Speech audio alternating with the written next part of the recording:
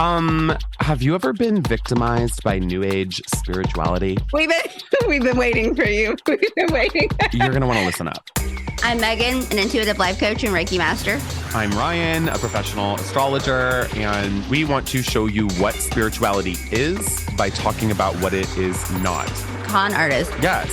Snake oil salesman. There are so many susceptible people out there. And then they're tainted. They're ruined. They don't want to come back to spirituality. We still have a lot to learn, and we will humble ourselves and learn, I think, every freaking day.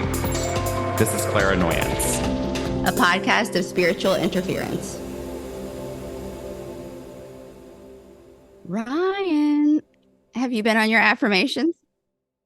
On my affirmations, you know what? Actually, yeah, I went back to an oldie but a goodie, which was an Abraham Hicks one. But and I know she's like very. That's your dog, though. You don't have to apologize for liking your dog. Oh no, well, she's not my dog anymore. She was she had a huge impact on me, but now she's a former homie.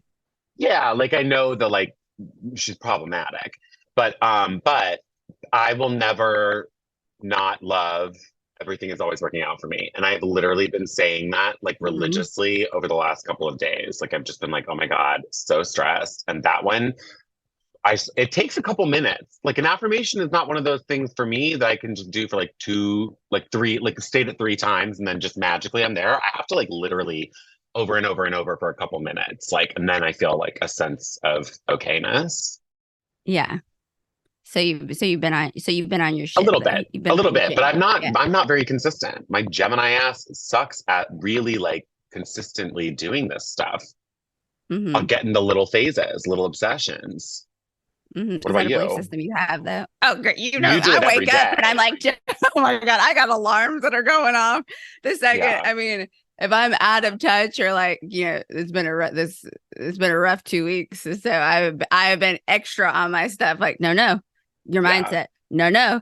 Like every day in every way, I'm getting better and better. I mean, I am myself almost to death. And so I believe that is what has kept me on the old straight and narrow and not jumping off a bridge. Just kidding. Yeah. So like relatedly, even though it may not seem like it to the listeners, like when was your last UTI? I'm a big proponent of peeing after sex, so it's been. I used to get them pretty religiously. It's been a while, thank God. Yeah, thank God. I mean, God, they're fucking awful. I've never had one. I was going to say, dudes don't really get them. Yeah, they can, but it's definitely not common. I think it's because I wonder why is your urethra? I don't know longer. Wait, well, you know what? I think our guest maybe will know the answer to this because she went viral talking about UTIs, but not just talking about UTIs. She made an affirmation, like manifestation for not getting UTIs. So very excited to introduce people to Deva Holliday, who runs the Niche Manifestations account on TikTok, who like I've just fallen madly in love with over the last couple months here. And I cannot wait for people to hear all about her because she is fascinating. So Deva, please say hello. Who are you? What do you do? And why aren't guys getting UTIs? Give us a story. These are the important conversations we need to be having. Hi, I'm Deva Holliday. I'm an actress, comedian, silly goose, and I run a TikTok account called Niche Manifestations where I do what it says, niche manifestations. I approach it from like a silly goose perspective, which we'll get into more, I think, during our conversation today. The reason that men don't get UTIs as frequently as women is because the urethra is much longer. I knew it. Yep. That's what I was thinking. Than the women's, and the women's is closer to other situations. Fun factories. yeah. But it's a wider opening as well, I believe. So it is a lot more vulnerable to invasion. You feel me? And men can get UTIs if they do not wipe their wee-wee, or you know what I mean? If they let things stay in there and get crusty. So it's a really bad sign if the man is getting a UTI, it means that he is not doing appropriate PP care, which, that's a larger conversation about unwashed ass, but I don't, that's not what we're here for today.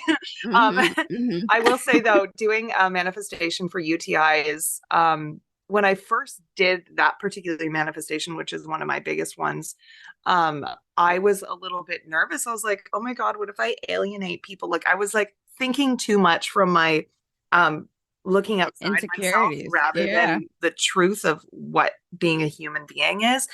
And doing that just absolutely blasted off. And it released so much stress about worrying about what other people think and just allowing what is to be. And I think a really beautiful part of it was the huge amount of conversation about our health, women's health, people's health in general, that happened in the comments.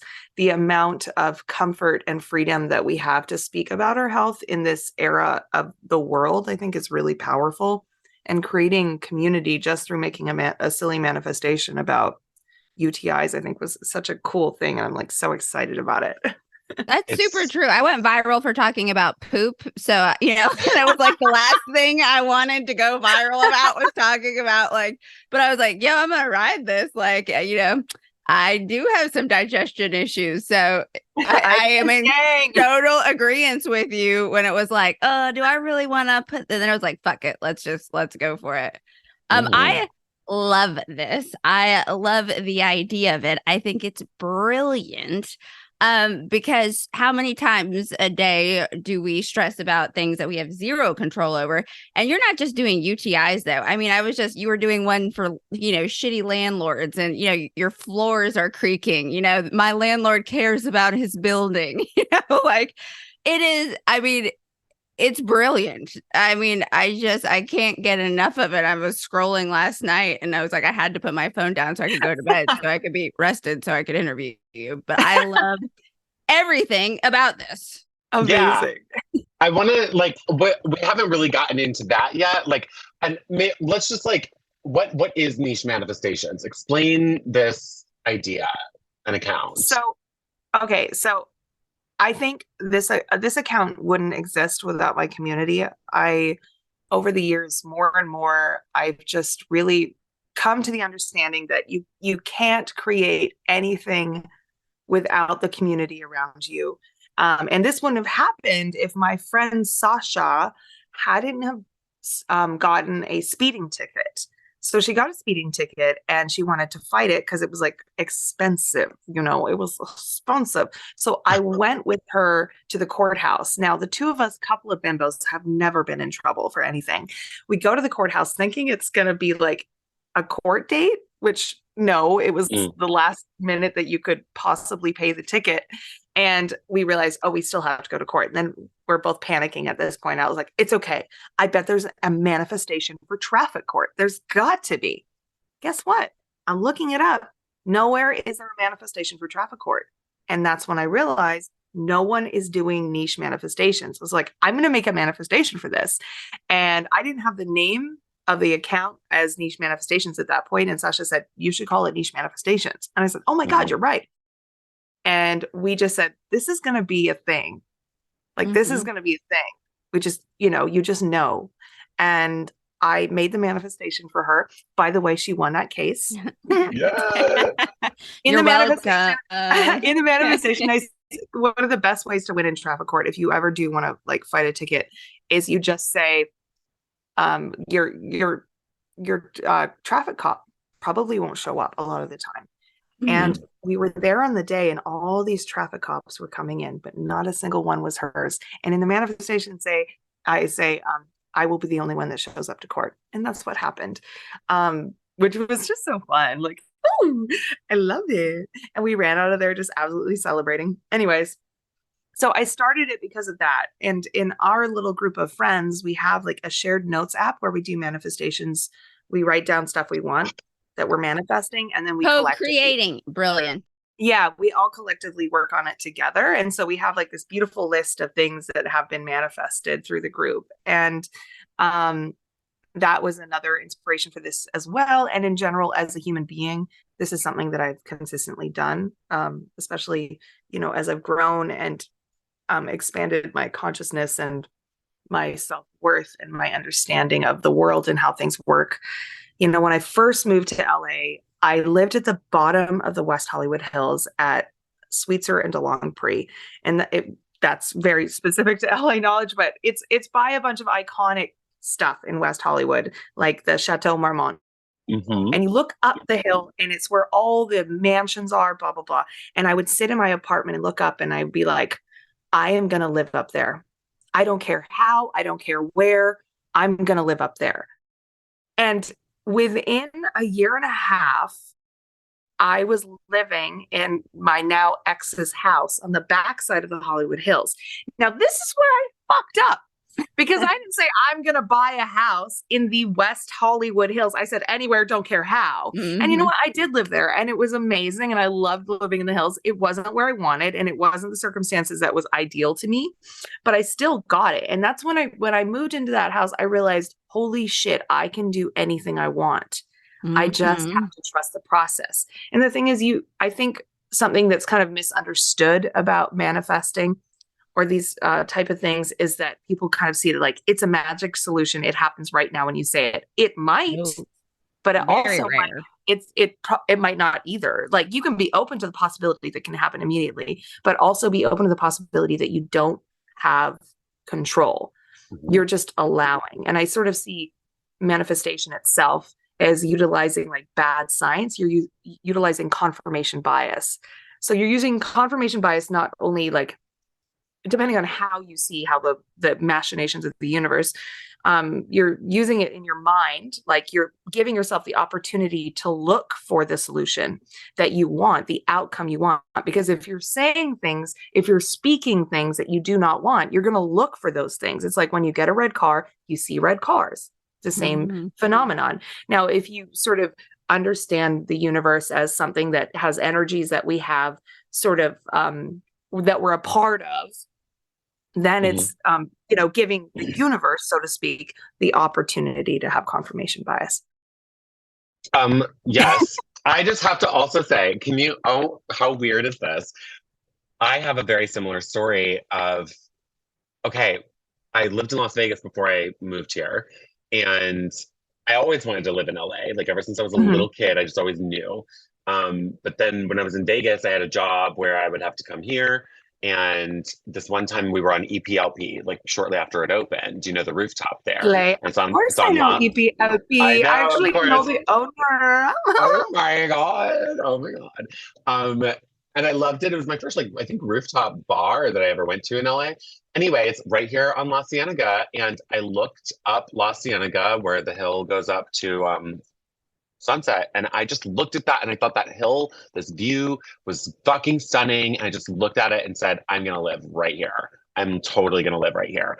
And 1 year later, guess where I live? On that fucking hill. And I didn't even realize until after moving in here that it was the same thing I looked at, because then I went back to EPLP after moving here and I was like, wait, that was I live at that same spot. Like, what the fuck? I'm literally goals right now. It's literally, of all the places in LA, how did I pick the same fucking street? That's nuts to me. So yeah, that was the manifestation. Very similar to yours. What I love also about your account is I feel like people think of manifesting as this really big thing. And people often will manifest for really big things like love and huge, it just always feels so, yeah. Oh man. And that is a problem I've had for damn sure. And you go so fine grained with it. And that I think is really, really cool. And I think it's a great practice to get yourself what you want and being so intentional, right? And specific. I think that's so cool. I mean, the cool thing is when you're doing something super specific, it isn't necessarily going to turn out the way you specifically want it, but it gets you closer and closer to be in the flow. And I think that when you try and approach things from a super macro perspective, it doesn't give the universe, quote unquote, an opportunity to find a path with ease. So when you kind of focus on smaller things, day-to-day things, it gets you in the flow easier, and it's more attainable in the direct now. So that can help you build the practice so it gets bigger and bigger. But it's just a matter of finding that inner voice that trusts, finding the trust in the first place. I think, we're sort of taught in a lot of ways in our culture to look at things negatively, look at the cost of things. And it's almost seen as like vain or arrogant to think that you can have what you actually want. But the moment you shift that perspective, you have this opportunity to see the world in a way that makes you love it more, that makes you excited to be here and live here. And of course, like, that's not to discount the reality of living in this world. There are so many different kind of issues with being alive here, but you might as well give yourself the best opportunity to, like, I don't know, get what you want, enjoy yourself.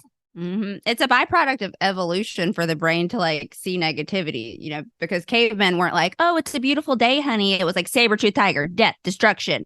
So now we have to actually like retrain our brains. But were you like, what was your segue into spirituality? Because no one just arrives to affirm. You don't go to traffic court and be like, you know what I need?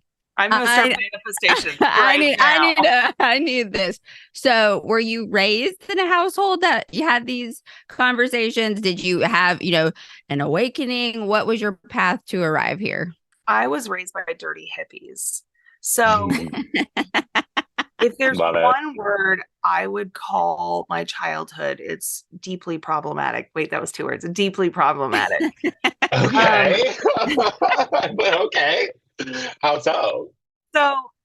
So starting out, came in strong, born into a blow up pool. That's like pretty chillin' vibes.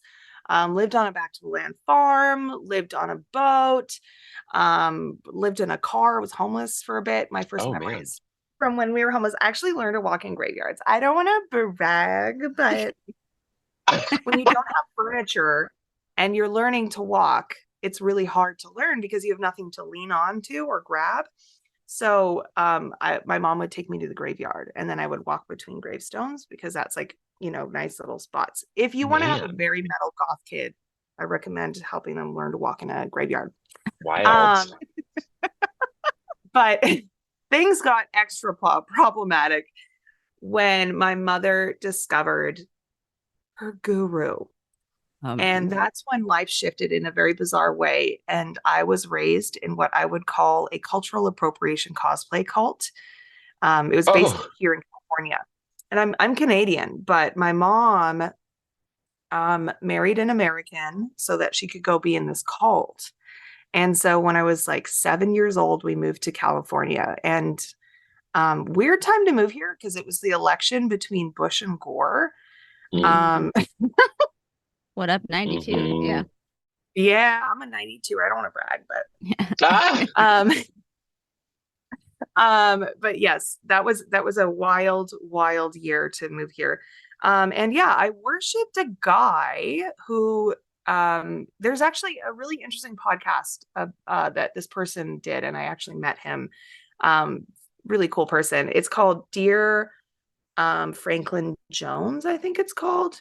Anyways, it's just really from his perspective, we're not too far off in age, about maybe like 8 years difference. I maybe met him once when I was a kid, possibly. Anyways, I worship this man from Queens who in the 60s, he had been going to Colombia, discovered, Indian philosophy, India. And he had a guru. And at a certain point, he went over to India, studied under the guru. He told his guru, I'm enlightened. His guru was like, no, you're not. And he's like, yeah, I am. And this sociopath essentially set up his cult here in Los Angeles, California. And at the Vedanta Temple, which is over off of Franklin and Yucca, whatever. It's in Hollywood is the point. I'm like saying locations like anyone knows what the fuck I'm talking about.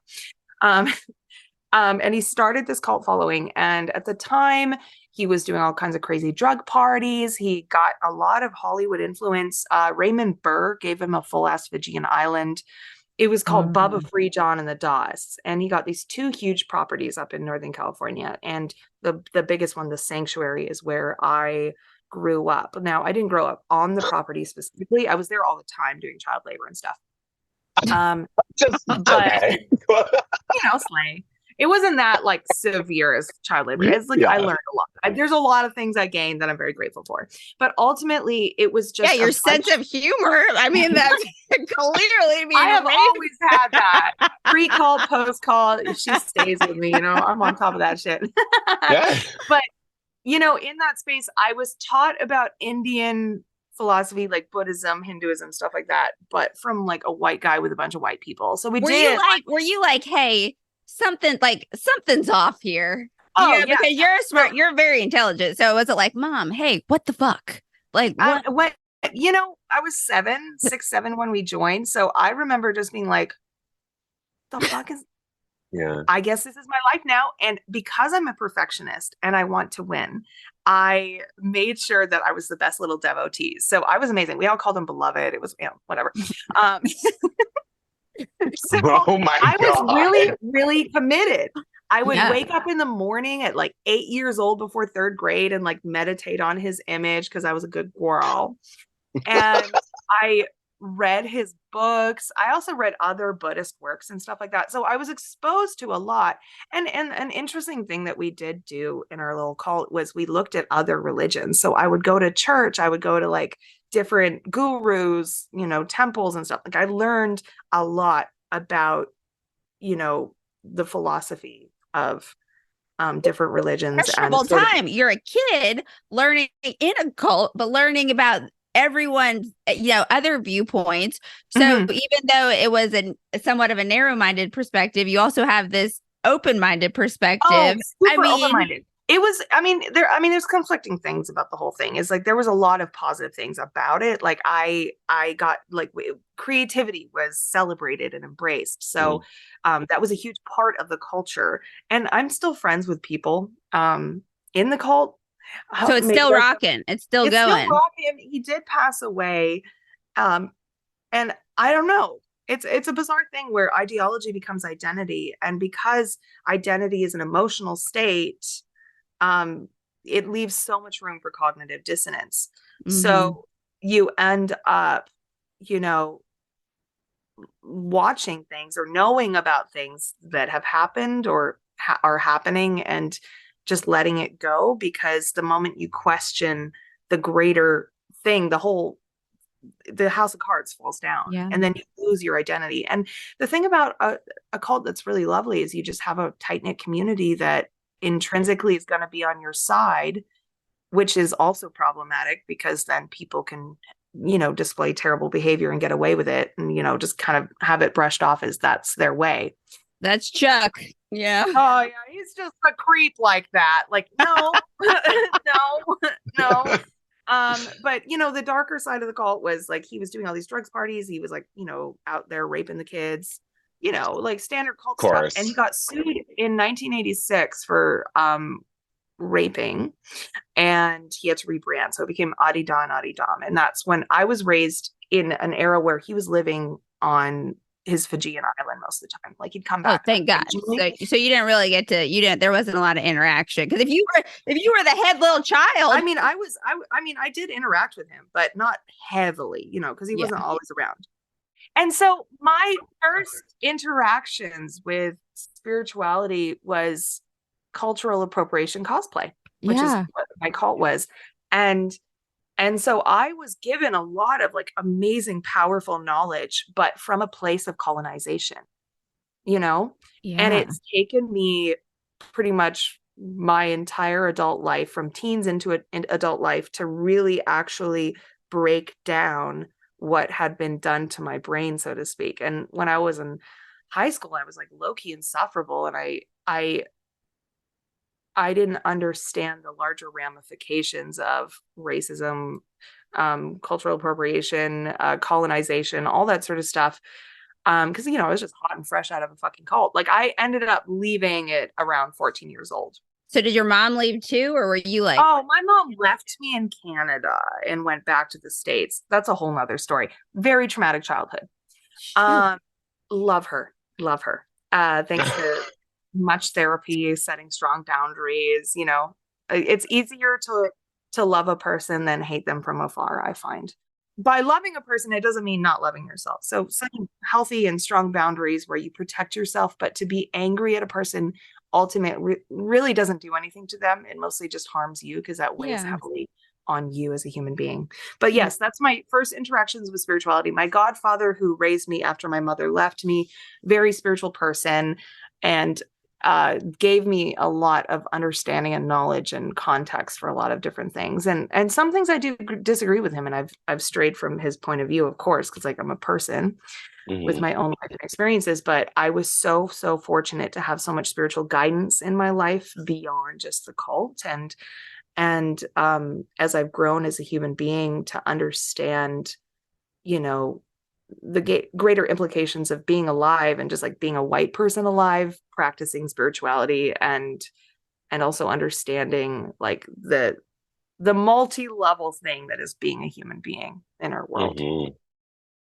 That is like, I mean, it's like, I don't want to say it's an incredible story, but it's your life. And then it's like, you hear these things, or you hear that like people have these childhoods and then realities, but for you to have such grace and wisdom, because some people would spend, I mean, I think the most would spend the whole lifetime in deep therapy, angry, staying in that same spot, not understanding. I mean, you hit like a plethora of just I mean, what abandonment alone can take somebody out. I mean, and you know, we have a checklist. So you arrive. I mean, there's so much to go off of here. So I mean, because you have such a beautiful perspective, and please make, at the very least, get a fucking TV movie. I mean, I'd like to see it on the big screen.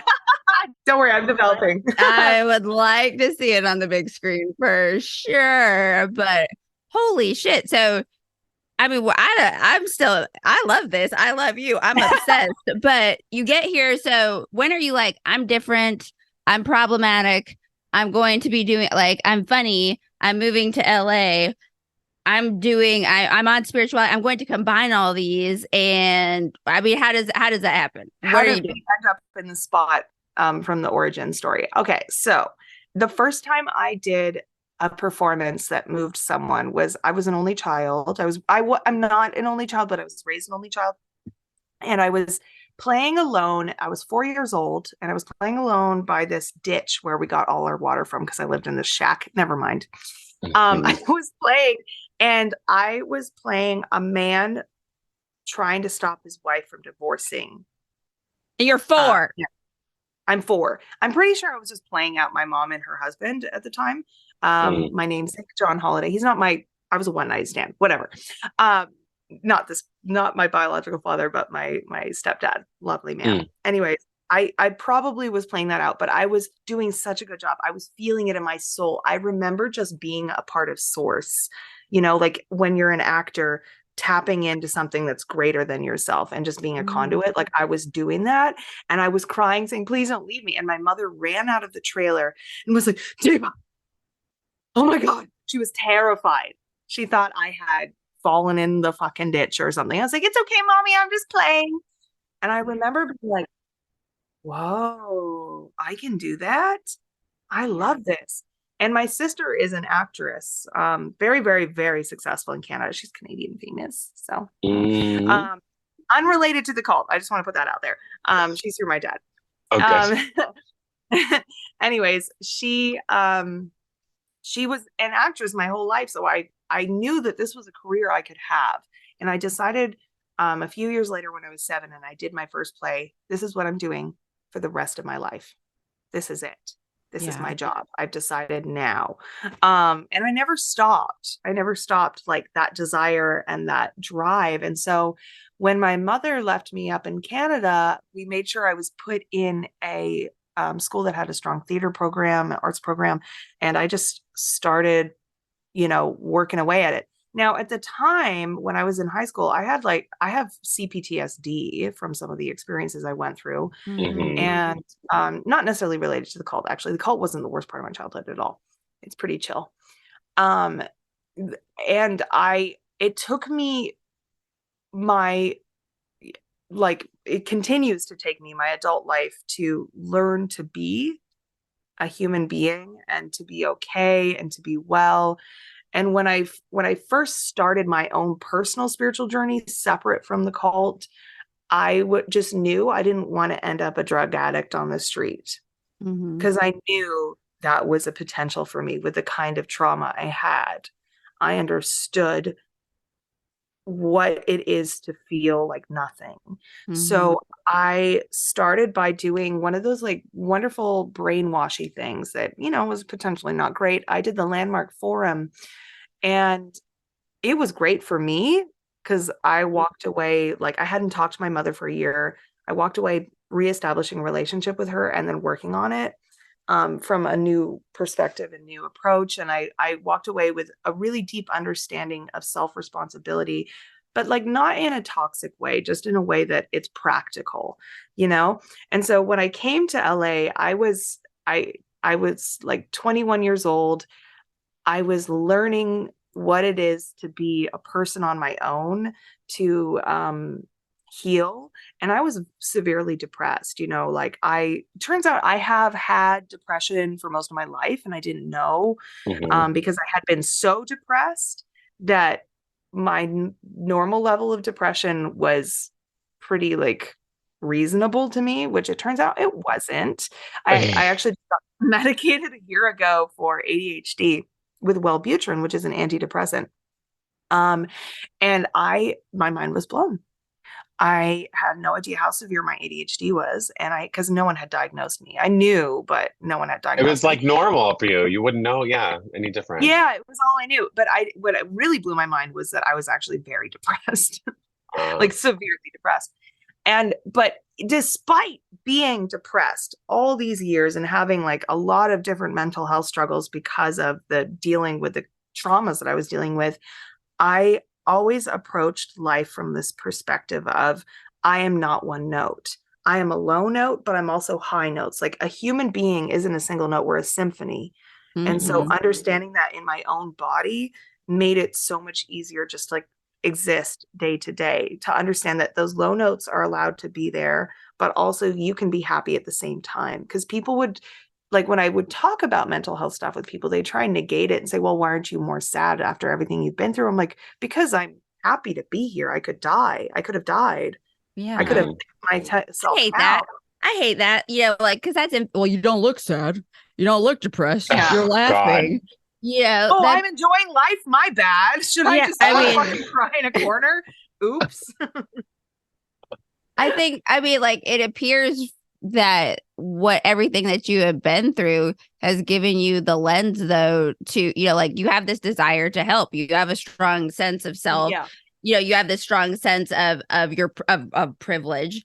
And you use this platform and your humor to be able to enact change, to have discussions. Yeah. And I mean, that's, I don't want to like that. I don't want to say that's the dream of depression, but if you can use it, but it kind of is like, if you can use that, if you can use I'm an addict, so if I can use anything that I've been through to help other people through humor and to have this, I mean, it's beautiful. I mean, it is a dream of depression. If you can use this to then facilitate change and even change one person's perspective, but you do it on, clearly on an individual basis, I'm sure, but then with your platform. So absolutely. I mean, when I first, started my creative career, I would have never thought this is, kind of how I'd end up doing things. Cause I had a pretty snark attitude on spirituality, simply because of my background and the kind of experiences I'd had with it. But I also had a really strong understanding that like, it was really valuable and important. I did, the very controversial practice of rebirthing, but I did it with really good people. So that ended up being super helpful for me as well. I can't necessarily recommend that because it is dangerous. There's a lot of things I think that I don't feel comfortable recommending that I've gotten into, but that helped me, for sure. I mean, every person has their path, and I think it's going to look different for different people. But I did do the Vipassana retreat. And And that was thinking about that while you were so talking. That is so wild. Yeah. Yeah, I mean, yeah. I was like, I wonder if she's done Vipassana. That Oh, is I did. Yeah, I did too. I did my 10 days. It was the best. It was the first time that I ever had my ADHD under control. wow. Because you have to meditate for an entire day straight. And I didn't know that people felt like that. I thought I was like having like a special experience, but then I took my medication. I was like, wait, this is what everyone just feels not like they're on fire. Okay. But all those different things sort of culminated in like a baseline understanding of what it is to be human. And I always worked on practicing gratitude. My biological father, who became a part of my life when I was a teenager, he has the saying that I absolutely love, the attitude of gratitude. And that is something that has saved my life time and time again, because, you know, you get so low and you're hyper focusing on the things that hurt you, that make you upset, that you can't necessarily change, like your past, the things that have happened to you. And you're so intent on those things that you can't see what's in front of you, what loves you, what cares about you, the opportunities that you have, the privilege of being alive and present that you have. Like when I was a kid, it's probably like a little bit dark. I was almost killed. And after that moment, my whole perspective on being alive shifted, because I realized I could be dead right now. To have that perspective as a kid, I mean, and everything that you've already said, I mean, were you able like to have a childhood, or is your child you living now? Like, is your childhood now as an adult? Yeah. No, I'm literally baby now. Yeah. Yeah. Okay. Well, you're getting it. I had a period of childhood that was pretty childhoody, but for the large part, no, I didn't. And I think that's probably, you know, contributed to why I've been able to accomplish some of what I've been able to accomplish. It would have been nice to be a kid. Yeah. But you know, you can't change the past. That's the thing. And so like living in that present moment and finding gratitude in your day-to-day practice of like just staying afloat as a human being over the years has become easier and easier. And my negative self-talk, I've just had a conversation with myself over and over again. I've taken that little girl that's scared and hurt and just continually taken care of her. And in a way that's like my baseline of how I manifest. Now, in my cult, in my life in general, manifesting was always taught to me. It was something I was raised being aware of, but it wasn't taught to me in a way that made sense. Mm-hmm. And what makes sense to me in my spiritual practice as a human being has been comedy, because, not to quote myself again, but comedy to me, I've quoted myself so many times, is it to me is shining a light on darkness and transforming that darkness into light. It is a spiritual practice of sorts. Mm-hmm. Now, the way you practice your spirituality can have a positive effect on the world, or it can, you know, detract from the healing of the world. And I think one of the reasons that I mean, of course, niche manifestations is very much real manifestations. It's also making fun of manifestation culture in such a huge way, because people take themselves so seriously, and they also utilize social media as a way to manipulate people. So you'll see like the sounds being like, if you use this sound, he'll call you. I hate that. No, don't threaten me. Don't fucking threaten me. You can catch these hands. Yeah. And that really bothers me that people do that, you know, and I understand like why that happens. And, you know, you see movies like Goosebumps had a really strong effect on me, because all those stories where like someone would make a wish that something would happen and then terrible things would happen, because those books were scary, along with those were deep. Are You Afraid of the Dark? And then Rescue 911 and Unsolved Mysteries, like that. I was like, you got to be careful out in the world. Like, and no, it really had a marked effect on me, because your words have power, and how you approach situations have power. And then, you know, you have movies like Love Spell Number 9. I don't know if you guys remember that one, where she accidentally like puts the love spell on the wrong person and it's chaos, whatever. I had this like really strong understanding that your words have power. And I was also taught that as well. And the way you approach things is important, and the ramifications of your actions are or thoughts are real. And so when it comes to manifesting, I have like a ton of different rules that I follow. Even though it's a silly jokey joke, it's also not to me, because they can have real world consequences, what you put out there. And so people ask me for things like, make this person suffer. And I'm like, I don't practice dork magic, baby. That's dork sided. Yeah. No, I don't do that, because because the way I see it is, if my manifestation specifically changes the absolute trajectory of a person's life and their personal choice and power of personal choice, I don't want to do it. So I'm like all for like, things that are like cute and vague and like not necessarily gonna directly affect a person's lifelong goals. Like, or like when people say, make this person fall in love with me, I'm like, no, babe. Mm-hmm. That's on y'all. Like, I'm not participating in this. Yeah, you cannot mess with free will. Like, that's no, I'm not doing that. Yeah, like I can mess with free will in like a tiny micro way. Like, this person will fix like the landlord thing. Yeah, but that's not going to directly affect their life.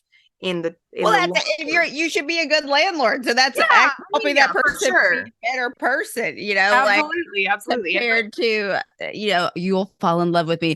Your dick will never get hard for anyone else but me. That shit, I'm like, whoa. That's wild and very dork-sided, baby. And there's only one manifestation that I've done on my account that was specific and a little bit more dork-sided. Someone paid me.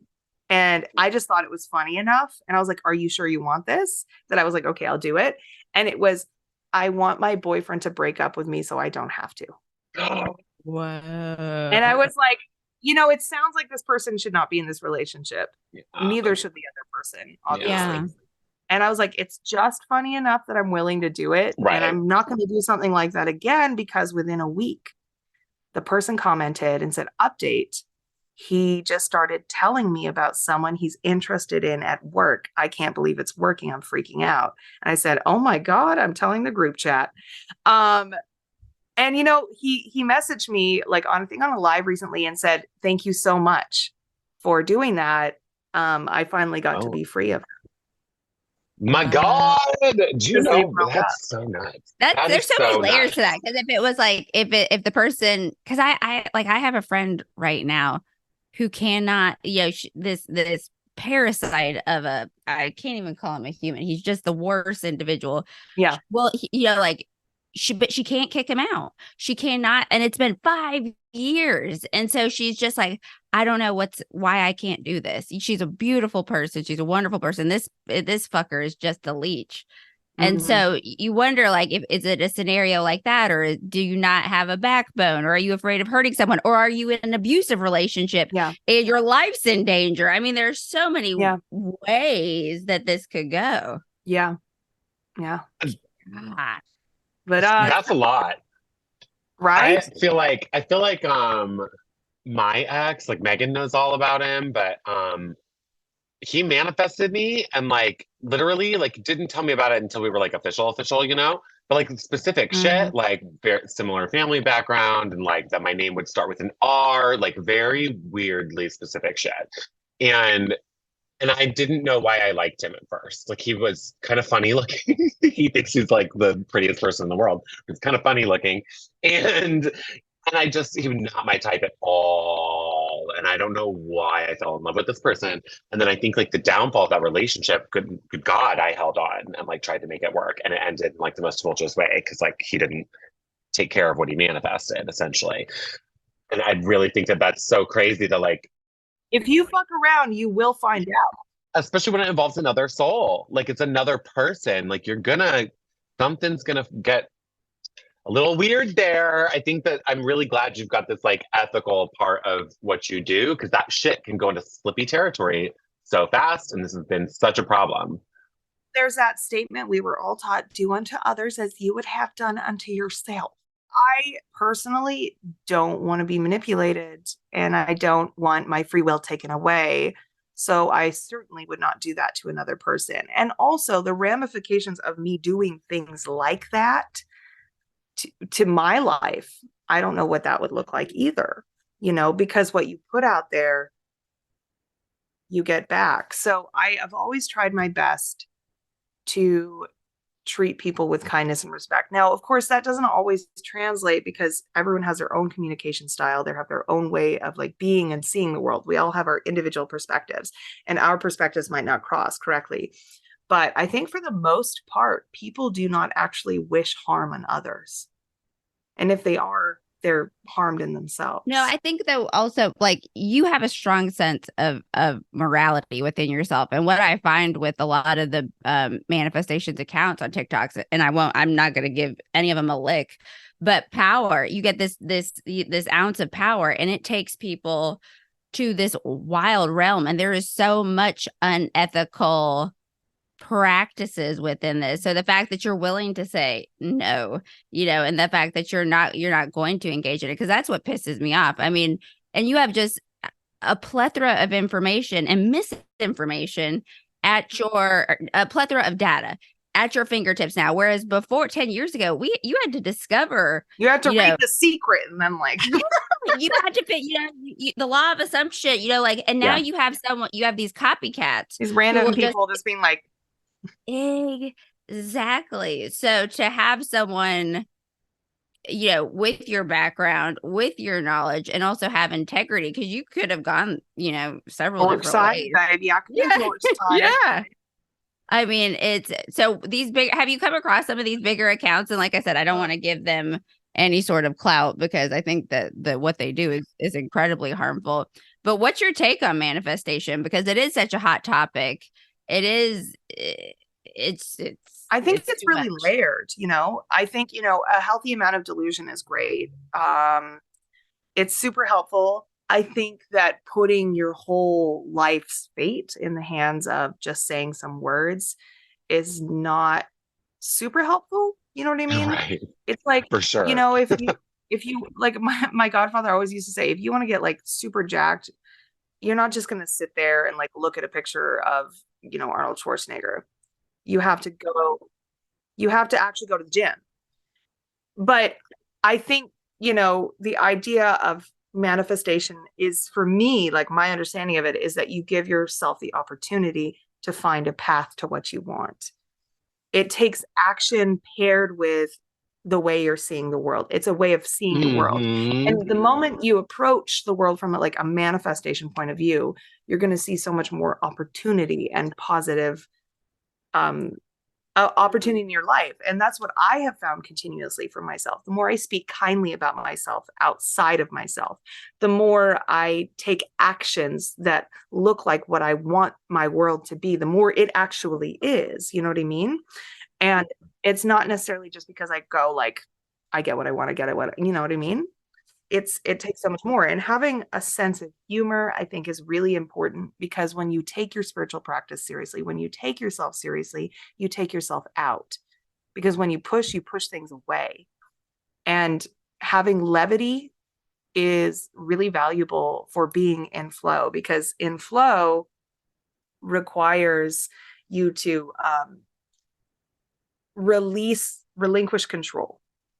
And when you're intense about something, you're trying to control it. You're trying to pull on the reins, but it's not going to work. And so having a sense of humor about the follies of life and about what you want and who you are is so valuable, because you have so much more space to breathe.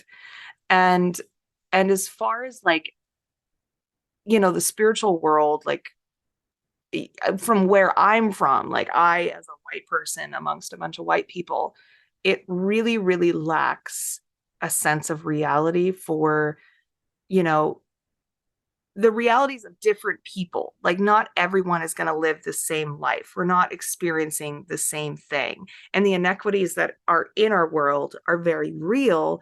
And to act like they're not is frankly very like, misinformed and I know spiritual bypassing. That's what that is. Yeah. And so like, with manifestation, it's this thing where there are real inequities in the world. And so a more vulnerable person is going to have a harder time manifesting in our culture, because those are real, and to act like they're not is, ridiculous. Yeah. A worldview can be hardened, right? Yes. Like it makes it just more difficult. It's like your literal faculties make it so that it's harder. Yeah. It's not even about like what limited. You want is different and harder or whatever. It's just, it's the life it's experience. The way our world is structured. But that is not to say that manifestation can't work for every single person. And I think it is super valuable. But, as a manifester and as a human being, I acknowledge my privilege that I have. I don't want to brag, guys, but I'm literally not ugly. And no, I'm just like, the way you talk is so killer to me. I love it. I feel like everything you say is a manifestation too. You're like constantly manifesting as you speak. You know what I mean? Totally. Well, yeah, like absolutely. I mean, that's the power of our words. They really do be having power like that. And so, I mean, the fact is, like, I have pretty privilege.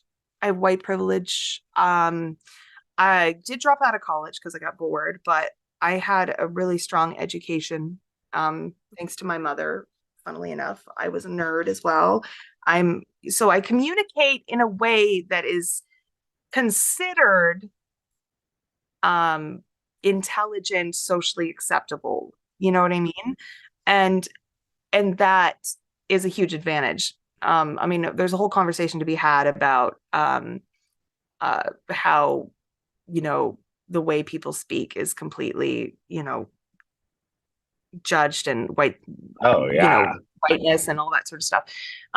That's a whole thing to break down, but like, because that is how our society is structured and something we need to continually shift. And as a white person personally, continue to deconstruct in ourselves and like understand. And I mean, essentially just like having a depth of empathy and awareness of outside of ourselves. Like in our development, human beings have this moment where they realize not everyone sees the world from their perspective, but I think that's stunted for a lot of people. Like people only get so far with that idea. Just because your experience is this does not mean this person's experience is this. And because this person's experience doesn't negate yours, but vice versa. But you have to understand everyone is having a different life based on their different circumstances. And so with manifesting, I noticed like in spirituality, I used to get so pissed off about the toxic positivity of it. Like, oh, just like be positive. I'm like, my life is fucked. Fuck you. Don't tell me to be fucking positive. I'm not okay. How am I supposed to be okay? Just by being like, oh, I'm positive? No, fuck you. And having that external voice of saying be positive doesn't fucking do anything. The positivity that a person has is their own source, is not denial of what has been, but embracing of what is. Mm-hmm. And that gratitude is so important. Mm-hmm. Yes. Well, no, we literally did a 3-part series on toxic positivity, and we're like reclaiming it, like Club TP, like call us toxically positive. I don't give a fuck, because there's actual like incredible science behind it.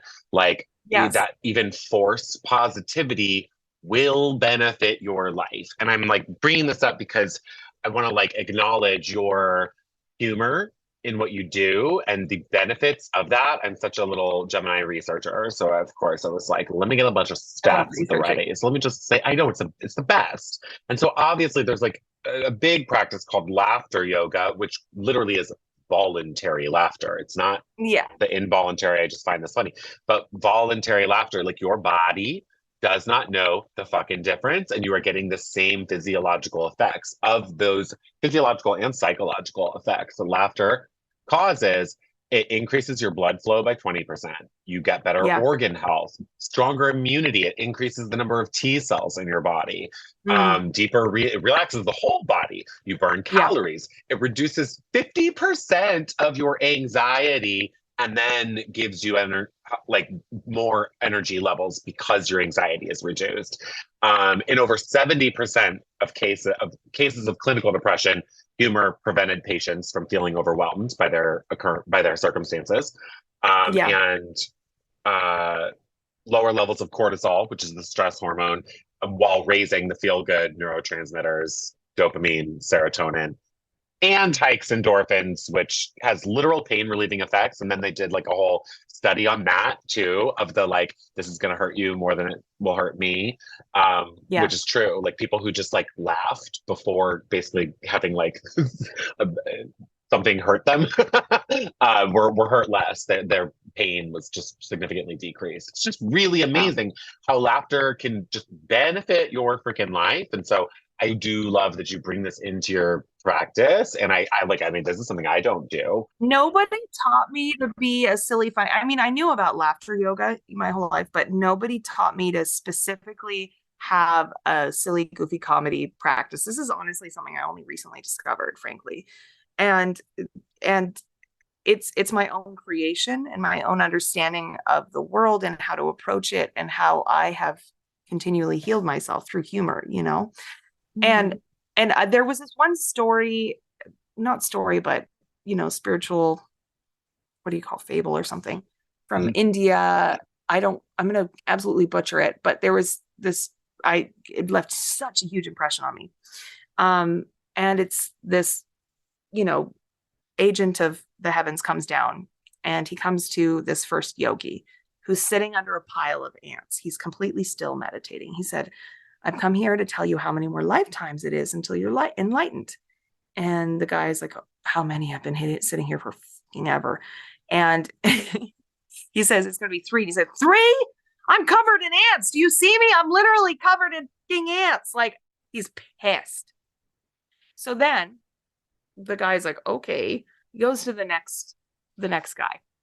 And it's this yogi. He's laughing on this beautiful like mountaintop. There's this huge tree. It's beautiful. It's nature. It's stunning. He's laughing. He's like, woo, I'm having such a good time. He's like, oh, how many lifetimes until I'm, you know, enlightened? And he says, as many leaves as there are on that tree. And he said, only that many? That's so cool. Like, he's so stoked. He's like, yeah, dude. And the guy's like, you're enlightened. And he shows the ants guy, like, see, this is how you should be. You should be full of joy and light and love. And you want to find that humor and that flexibility. And that I didn't realize how much of an impression that would leave on me at the time, but it has followed me every single day of my life.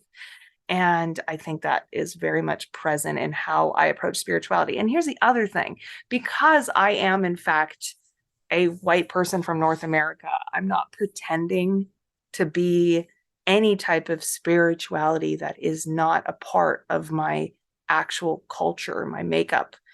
I was raised in a cultural appropriation cosplay.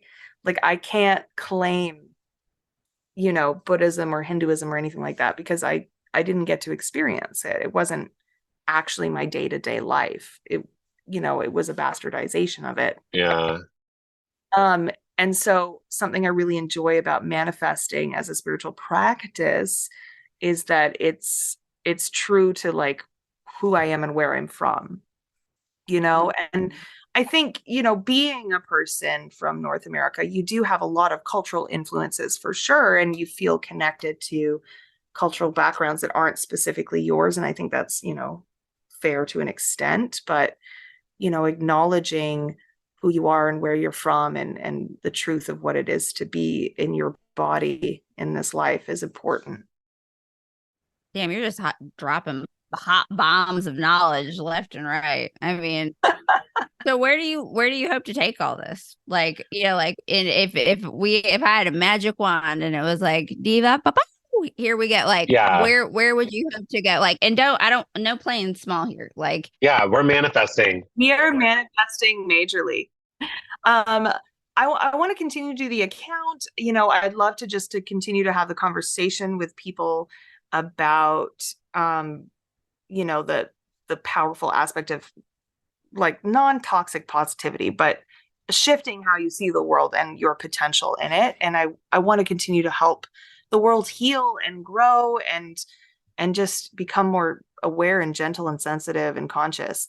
But at the same time, I am an actor. And so for me, the larger goal of this is utilizing this platform and the sort of legitimacy that it lends to my creative career. So yeah, I just want to be full-time working as an actor and get at least to start one of my features off the ground, because I have one feature that is about the cult actually that has interest in it. So that's really exciting. But overall, yeah, I just want to be continually working as a creative artist. I want to do this account for if I make a little money, that's great, but mostly just to help give back to the world and continue to heal with the world, and not just alone, but also utilize it as a tool for my creative career. Oh yeah, no, totally. I see it at some point being like a really dope little art installation or something. Like I used to do a lot of like art pop-up events, and there was one like, I forget what it's called exactly, but it was like confessions basically. And it was like all these little booth confessions, and you'd go into the booth and write like a totally anonymous confession and put it in this box, and the artist would like string them up so that everybody could go see these like wild things that people were just like confessing and getting off their chest. This is such a trip. I have to tell you, when I first moved to LA, I did this job where it was this artist, Jillian Waring, I think her name was, something like that. And she's this British artist, and her whole career has been kind of built around anonymous confessions by people, or like pictures of just strangers. And of course, with the advent of, digital technology, it sort of shifted. And so in 2013, she did this project with the Geary Gallery over on Santa Monica and like, what is it? Vine or something. Anyways, and it was people putting on a mask, like a full on creepy face mask, like a human fleshy looking one, and it was called Fear and Loathing. And you were supposed to talk about something you feared or hated. And I did that project, and I really did it. We did it in this trailer in Van Nuys, very weird. And I just remember crying into this mask, and it was like really, really powerful. And she appreciated the piece. And I didn't go to the opening night because I was shooting a music video, but I went on like one of the last days, and there was only two other people in there, this couple. And they went into the booth that had the video playing on a loop, and they sat down, and I was like, I'm going to go in there. And I went in, and we watched two of them together, and they got to mine, and halfway through they walked out. And I was like, they didn't know that was me. And I made them so uncomfortable. Like I moved them to get the fuck out. I was so honored. I was like, oh my God, I was in it. Like, because it was rough what I talked about. And having that moment was so powerful for me. I was like, wow, wow. That's such a beautiful perspective too, because some people would have been like, oh my God, they didn't like me. Like you could have gone right? one way. They didn't like it. They couldn't handle it. Instead, you're like, wow, I moved these people to the point that they had to leave. Yeah. Yes. Oh yeah. I love this. And I love like the communal aspect of what you're doing here. I think a lot of people think of manifesting as this thing they do on their own, and they're like, it's all on their shoulders or something. But like when you boil this down, there's so many lenses you can look at this through, right? But it's the same, in a way, it's the same thing as like, if you're a Christian and you go to church, like the whole congregation's praying for someone who needs something. It's manifestation. Yeah, it's the same thing. Manifesting can look whatever way you want it to look. You can approach it in whatever way you want to approach it. But you're bringing people together in it, which is a rare in this. I think that's a really cool new thing. I love that that's like just natural to you because you've got that shared notes app with your friends. I think that's a really wonderful thing. Anybody listening who's trying to manifest more, like have these accountability partners and start a shared note app with your friends. Like, I think it's great. Yeah. I love it. I think what you're doing is really important, and obviously got my attention, and I just love anything weird and different. My Aquarius rising it's hard for me to like admit like, wait, this is on this, there's something here. What's your big threes? Gemini, Sun, Aquarius rising, Cancer moon. What's yours? I'm a Cancer Sun, Scorpio moon with a Capricorn rising. Ooh, I love that combo. I know, right? It's so good. I love all that. I'm a Pisces sun. Yes. Yeah, Gemini moon and Capricorn rising. So yeah. I love being a Cap rising. It is my fucking saving grace. I'd be fucked up all day, especially with all that water you got. You better believe it. Yes. I love my boundaries. Like, I think they're so slay. I love my like warmth and heart. But the Capricorn really keeps those bitches in check. Totally. That Scorpio moon really explains a lot of your how you were nurtured as a child too. Moon is like your upbringing and childhood, and also moon is mom. So Scorpio moon people often have that very taboo relationship with their mom. So really, really interesting. We're all Saturn ruled, I guess. Saturn rules Capricorn and Aquarius. So yay. Oh, that's so cool. Yay. Hard workers here. Being medicated for the ADHD, though, I can actually work efficiently and effectively. I could not have made this account or continue to keep it up if I was not medicated. And I'm so grateful. I'm so grateful for the Western medicine. Once I started taking my medicine regularly, and it changed my life. I mean, so I think a lot of people in the spiritual community they're like, no, you can just think no, I can't. No, I cannot think. I cannot manifest my way to focus. I do it with Adderall and help and coffee. I am overstimulated. I don't know what to tell you. If I sat here for 8 hours a day meditating, I can achieve that, but I don't have fucking time. Yeah, right. I'm actually really busy. And the other thing is, I'm not on this plane of existence to become an enlightened being. I'm just trying to vibe. So, maybe if I was like trying to find enlightenment through my own, like, I don't know, sitting around meditating and shit and like living in a cave, I wouldn't take medication. But it has been so good for my mental health. Here's the thing. I have always approached things with joy, always enjoyed my life. But it turns out it's not normal to think every single day, like, I could die. Right. Like, that's not normal. Like, I was not okay. No. But, I was operating pretty damn well, all things considered. And I was still very happy and grateful and living in a lot of joy in my life. But I also was, I needed help. And now that I have it, it's been so extraordinary. And I've only strengthened my spiritual practice and my, connection with self, and my creativity has only blossomed from, being helped. It's okay to be helped. Mm-hmm. ADHD meds or something, one of those prescriptions that I'm all for. I will preach the drug life, upright, left, and down. Oh my God. I don't drink because of the Wellbutrin, which I wasn't into drinking before. So like now I'm extra healthy. Yay. Yeah. I've recently extra on your shit. Yeah. I'm like coming out of my drinking. I had like a good like fucking year and a half of like, I mean, I go in and out of it, but like I had a good year and a half of like nutty partying. And now I'm like pretty focused and boring now. Oh, you know what's really good? When you're out with friends at a bar, you order soda water with bitters. So it looks like you have a cocktail. Oh, I'll just do a Red Bull. Sugar-free, of course. I judge you. I judge you. It's okay. I mean, I only ever have whiskey anyway. Like, that's the only alcohol I actually drank. So it's pretty easy. It doesn't do much to me. Yeah, I love it. Just whiskey rocks. So, okay. Where can everybody find you? How can they, like, we often interview people who have like a practice and we're like, how can they work with you or book you? I don't think that's the case with you, but sort of. People can request a manifestation. No, I mean, if you want to Venmo me with the Venmo request, you are more than welcome to. It's not required. I love it though. Do it though. I've done it. I've done it. And you know what? It was for Libra season. I was like, please let Libra season be okay.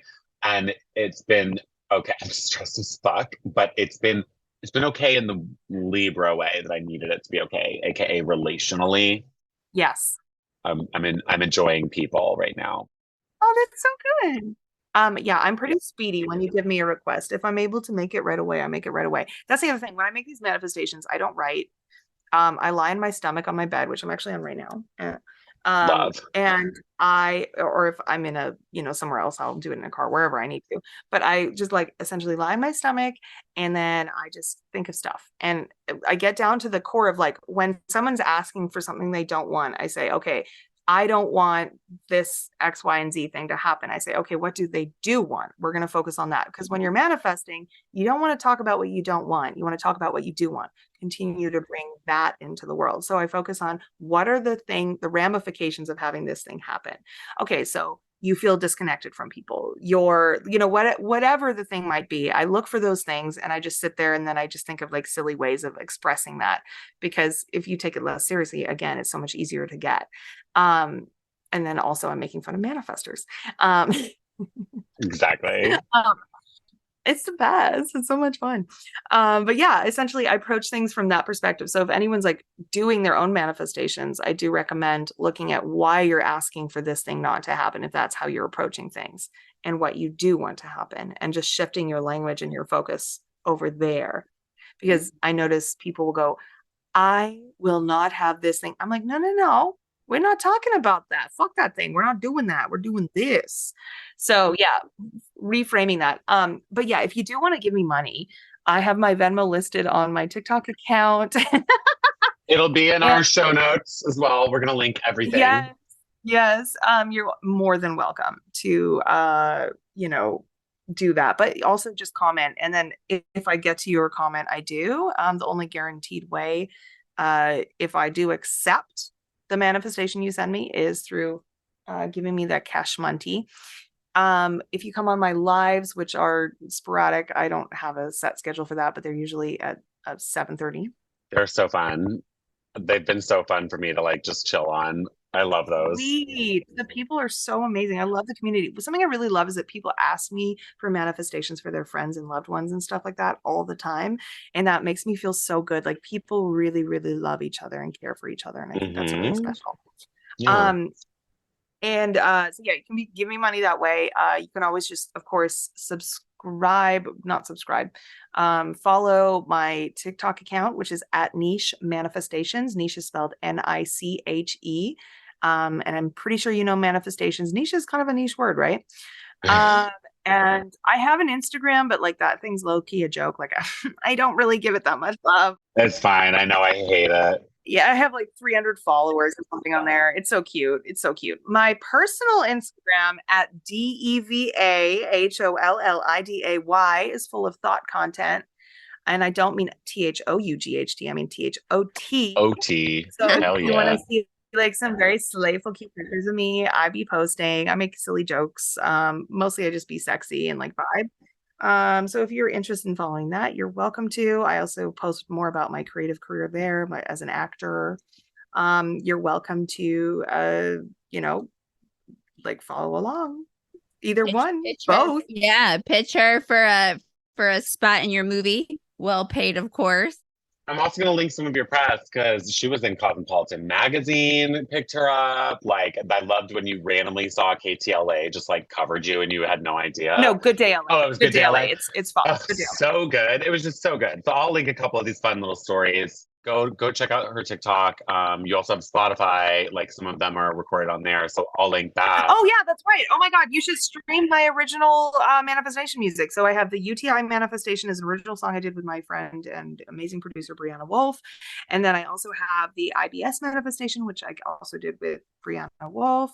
Those are amazing. They're on Spotify, Apple Music, iTunes. I think they're on pretty much every sort of like paid streaming platform that you could possibly have. And those are super slay and cunty, and like you should go listen. Love it. I love it. Thank you so much, Deva. This has been a blast, like everything I wanted it to be. I'm so glad you agreed to do this. Oh my God. Ryan, whenever you're free, let's go for a coffee. Oh my God, please. Please. And mom, I also had Deva, if you're listening to this, mom, I also had Deva do a manifestation that we have a good cruise because we're going on a cruise in November. Yeah. So, that's so it's going sweet. To be really fulfilling and enriching. It's going to bring you guys closer together. You're going to be great. Yeah. My little brother's coming as well now. It's going to be a whole. Oh, Leo's coming. It's going to be fun. Yeah. Well, you're amazing. Thank you so much for coming on. This has been, I mean, I'm obsessed with you, your story, everything in a very healthy, non-threatening manner. But, but I mean, what an incredible story. And I can't wait to, continue to watch your success, because somebody with your heart and charisma, and then also talent and drive, sky's the limit. So cheers to you. Oh my God, thank you. I claim. I claim, yes. Listeners, do you claim? Go make a manifestation of your own today, right now. Go do it. Mm-hmm. Do it. Yes. Follow her. Live, love. As much as we like to drag live, laugh, love moms, I'm with them. Oh my God, no. It's true. It's true. I claim. Yeah. I claim. It's for me. Okay. Thank you very much. Goodbye.